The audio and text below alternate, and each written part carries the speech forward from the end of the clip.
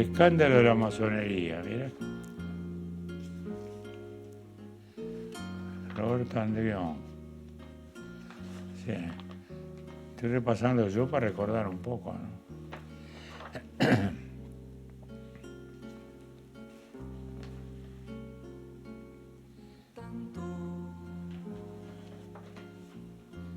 Semanario Reví.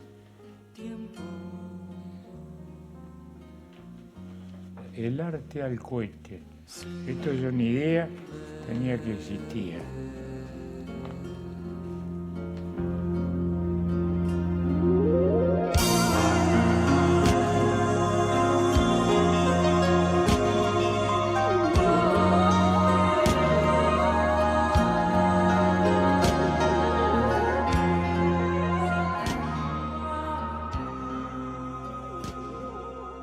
Yo fui periodista desde muy joven. Paralelamente a la vida política, hice la vida periodística. Empecé en un semanario en Canelones, en el año 53, fue el primer medio periodístico en el que escribí. Y entonces siempre hubo un vínculo entre periodismo, política y vida intelectual, con los cambios de los tiempos, ¿no? El semanario fue un modo de hacer política. Era el mayor modo de hacer política que existía entonces. Porque no podía haber reuniones, no podía haber de ese tipo. Las primeras reuniones que se hicieron, justamente se hicieron para el plebiscito del 80, que se hizo una reunión. La primera reunión que se hizo fue la Juventud Colorada del Cine Cordón. Después hubo uno de la Juventud Blanca, también en el Cordón. Después hubo otra nuestra en el Arizona. Fueron las únicas, las primeras reuniones que hubo políticas después de tantos años, ¿no? Yo ya voté, sí, por el no, por supuesto. ¿Por qué voy a estar? No me preguntes porque me parece todo demasiado vergonzoso. ¿Sí o no? No. ¿Sí o no? No, por supuesto. No, para nosotros, por supuesto. ¿Y porque sí? Porque no nos sirve para nada. Sí. El sí no sirve para nada. ¿Para el no? ¿Por qué? ¿Eh? ¿Por qué vota por no? Yo qué sé. ¿Por qué vota por qué por no? Por el no. ¿Por qué vota por el no? Porque estoy conforme con la vieja constitución. ¿Está conforme con la vieja constitución? Sí. ¿Con el régimen? También. El fenómeno de los semanarios aparece fundamentalmente en el 80, con motivo de la apertura que significó el famoso plebiscito constitucional que organizó la dictadura. De modo que es en ese entorno de inicio, de apertura, que asomaba, digamos así, que aparecen ahí los semanarios. Había habido un preludio que era en el diario El Día, La Semana, que fue un preludio de lo que sería luego un semanario, porque tenía el formato de un semanario. No tenía el formato de un suplemento, tenía una dirección propia y era como realmente un semanario adosado al diario. Y luego se produce toda esa efervescencia en torno al plebiscito, y ahí aparecemos entonces los semanarios, tratando de ir abriendo los resquicios que se iban abriendo en el muro de la censura. Y en ese contexto entonces que fundamos Correo con Soledad al frente. La expresión correo es muy clásica. La expresión correo es una epístola que le llega a la gente, y bueno, los viernes le mando una carta. Era un lindo modo de hacerlo para un semanario, ¿la verdad? En que es como un correo que llega los viernes con una misiva. Entonces arrancamos con Aroza de dibujante, con Danilo Arvilla de editor, y un elenco que se fue renovando. Algunos fueron muy estables, como los literatos, que fueron José Pedro Díaz y Wilfredo Penco.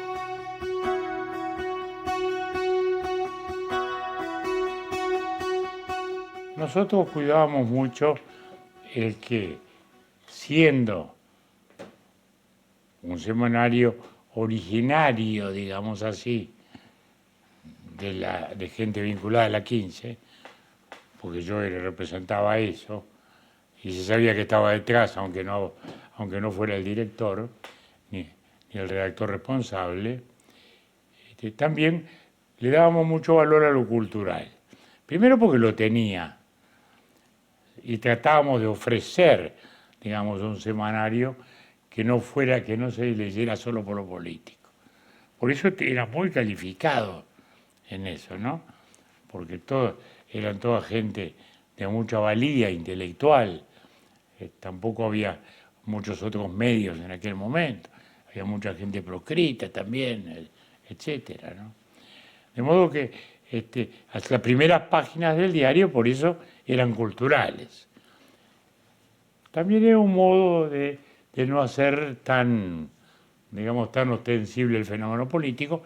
Luego, en la medida que la politización fue avanzando, naturalmente empezó la identificación. No olvidemos que luego, ya en el 82, fuimos a la interna de los partidos tradicionales, y como consecuencia ya ahí hubo disputa y cada semanario representó algo.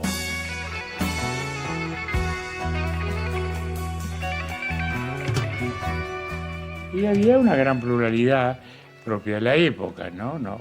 Todos aleteábamos los albores de una apertura que fue muy trabajosa, ¿no? Porque hoy las cosas se miran en perspectiva y cuesta a veces entender lo que era el salir cada semana, los cierres, las suspensiones, las presiones, las llamadas, las declaraciones en la jefatura, las declaraciones en el servicio de inteligencia, en fin, era un clima todavía ahí complejo. Pero los semanarios fueron muy importantes, porque además tenían, entendamos, ¿no?, márgenes de opción mayores.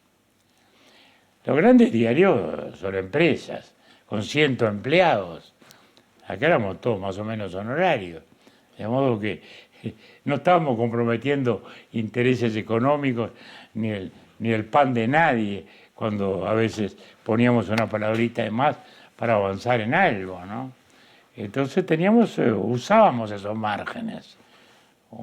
Una semana de cierre no era algo que fuera a producir ninguna catástrofe financiera.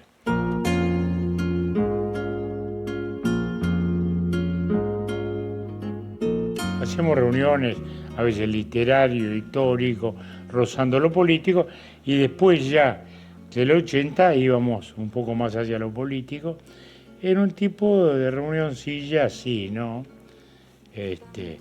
Acá estoy con don Renán Rodríguez, Jorge Valle, Nelson Constanzo, coronel retirado, que después fue senador, Walter Alvarado Novo, otro periodista, y bueno, eran las primeras reuniones disfrazadas de reuniones literarias, que eran más bien reuniones culturales, y eran más bien reuniones políticas, y luego ya en el 82, cuando la interna ya aparecen, ¿no? Por ejemplo, estos movimientos 15 de julio, que aludía a Luis Valleverres.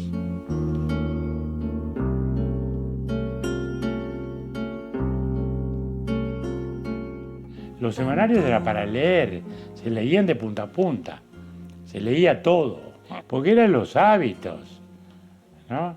Eran los hábitos. Tampoco la televisión estaba, bueno, sí, pero no tenía el peso que recién empezó a tener al final de los 80, digamos, ¿no? Muy bien. Bueno. Estos son parte del libro, ¿viste? Nuevo. De estos tengo 500. Sí, 30.000 fotos. En estos álbumes, después hay mucho más. Allá arriba tengo un depósito de estos corredizos. Y seguro hacer un... De la época de la presidencia, por ejemplo, fíjate. Bueno.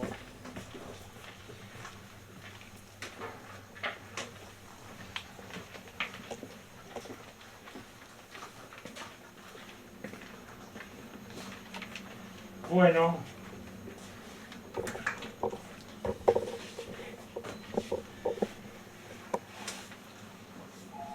Bueno, acá es donde se pasa la vida, ¿no? Acá hago los Zoom. Se pasa bien. Y sigue escribiendo un artículo todos Yo todo el tiempo. todo el tiempo. Todos los días escribo algo. Porque cuando no tengo el país de acá, tengo la nación de allá, o tengo el correo de los viernes, o tengo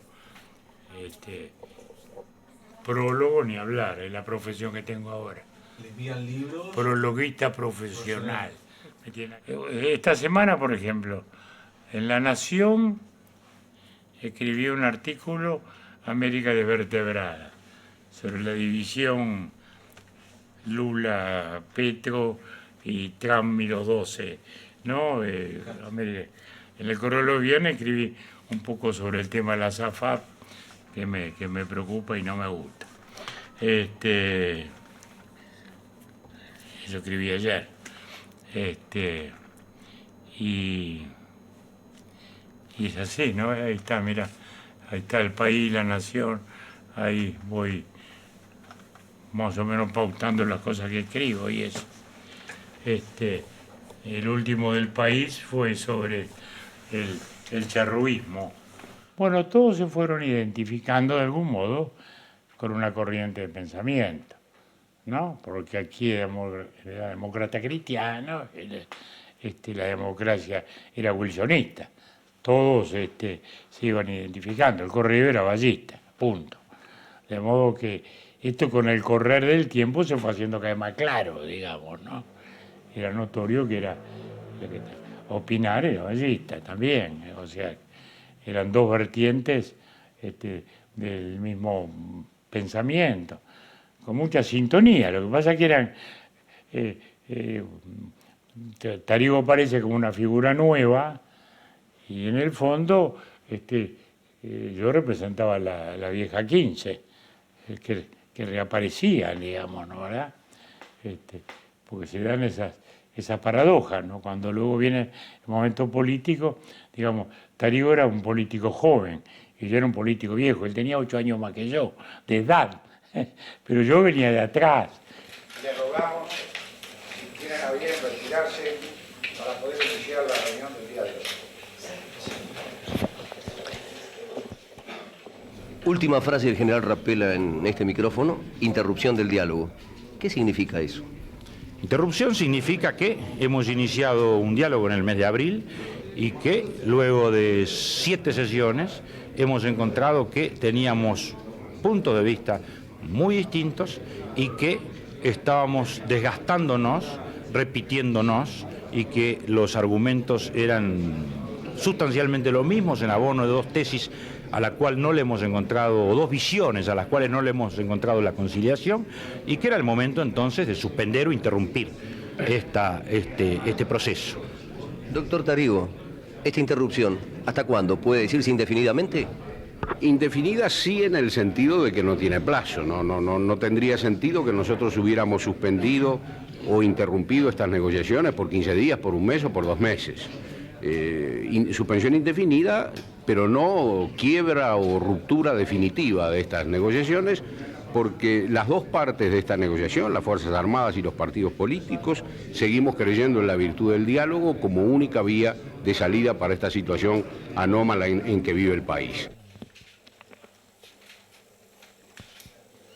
Era un clima muy particular. Por un lado muy esperanzado, ¿no? Porque por un lado sentíamos que que íbamos avanzando un poquito cada semana, ¿no? Luego venía el retroceso, pero entonces convivíamos entre la esperanza y las desazones, ¿no? Los avances y los tropezones. Pero bueno, hoy a la distancia uno eso lo mira con una gratísima nostalgia por lo fermental que fue aquello y porque en definitiva lo bien que se salió al final de cuentas en este proceso, ¿no? Yo soy muy optimista siempre, ¿no? Siempre creo que todo al final es posible.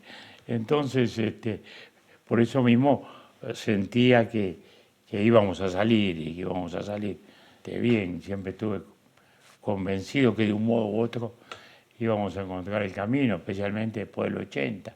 De modo que uno a la distancia lo mira como una etapa maravillosa de la vida. Primero porque de viejo siempre se mira muy lindo las etapas juveniles. Y en segundo lugar, pues aquel fue una etapa fecunda de la vida, ¿no? En el cual se pudo reconstruir aquel proceso. Yo tenía ya mucha experiencia política, ¿no?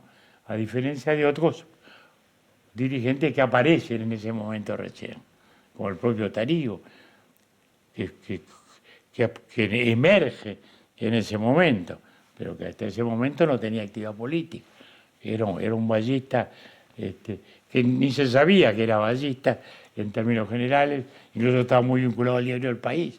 Mucha gente pensaba que hasta que era blanco. Pero yo tenía esa ventaja, digamos así, de haber vivido desde muy joven las alternativas políticas, del éxito, de la derrota, del éxito electoral, la derrota electoral, los buenos momentos, los malos momentos, la intensidad de las campañas. Sanguinetti nacerá una esperanza compartir para volver a construir la democracia en Uruguay. Con Sanguinetti por un cambio en paz habrá trabajo, justicia y libertad. Sanguinetti, el presidente para todos. Con Sanguinetti todo cambiará. Vótelo en la lista 15.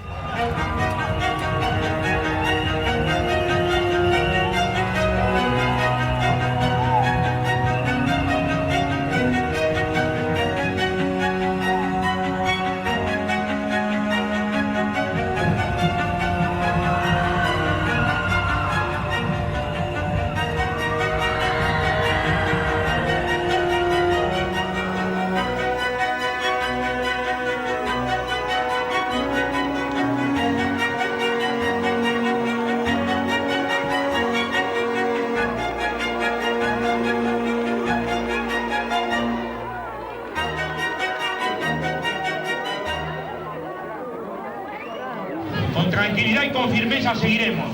Y tengan la certeza de que las mayorías populares que supieron expresarse con firmeza y serenidad y salir de un gobierno de facto son las que afirmarán la democracia. La democracia la afirmarán las mayorías, no la afirmarán los que la debilitan todos los días tratando de imponer por la fuerza, tratando de imponerlo por la fuerza los que no han podido imponer por las urnas.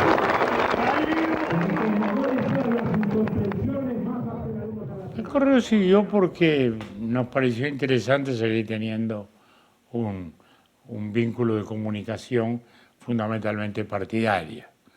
Fue una iniciativa de Mario Zanocchi, que es el que en esa etapa promueve, digamos así, la reapertura, con ese criterio. Los semanarios tuvieron una importancia fundamental en el momento de la salida. ¿Por qué un semanario después? Bueno, porque había muy pocos diarios, porque antes estaban los diarios. Entonces, estaba el día en la mañana y estaba Acción en la tarde como diario vallistas, estaba la mañana como un diario Colorado Independiente, ¿no? O sea que los diarios, había más portavoces, ¿no? Pero eso se fue declinando, ¿no? Entonces, un modo de comunicación ha sido ese, que a su vez es un modo de tener un modo escrito que luego repercute en lo audiovisual, porque a raíz de un artículo llama una radio o llama una tele, y bueno, y ese fue el sentido de que hasta ahora mantengamos vigente ese medio como un modo de comunicación. En este caso, mucho más claramente del punto de vista político partidario, digamos, ¿no? Fuerza juvenil.